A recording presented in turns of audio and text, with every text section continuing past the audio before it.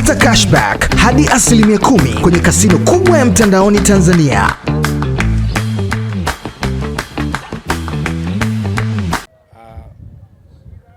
Sawa, nitaka nipate uchambuzi kutoka kwenu kidogo afu tulizane kutoka kule, lakini hamna shida. Niseme kwa kweli mchezo tulio control kwa asilimia kubwa sana. Nadhani wenyewe mmekuwa mashahidi vile ambavyo team tulikuwa tunaweza kubalance miondoko yetu wakati wa mchezo. Na tulijua wazi hao jamaa Mashujaa watakuja kupiga mipira mirefu na ndio ambao wamekuwa wakitumia muda mrefu.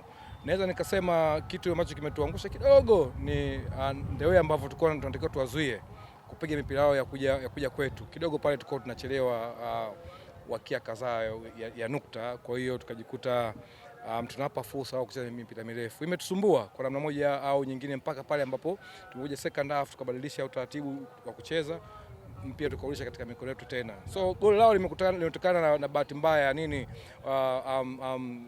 wamepata set piece hiyo moja wameweka, tumechelewa kujiorganize pale nyuma namna kudefend, basi wakapata goli.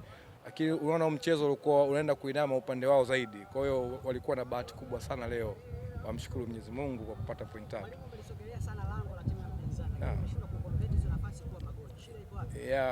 Nadhani ni umakini sehemu kubwa. Unajua mpira wa miguu ni mchezo wa makosa na lazima tuadmit hilo kwamba ndio maana nafasi zinaweza kuwa hata 50 watu wakapata moja tu, kwa sababu ni mpira unatimiza ile ahadi kwamba mpira ni mchezo wa makosa.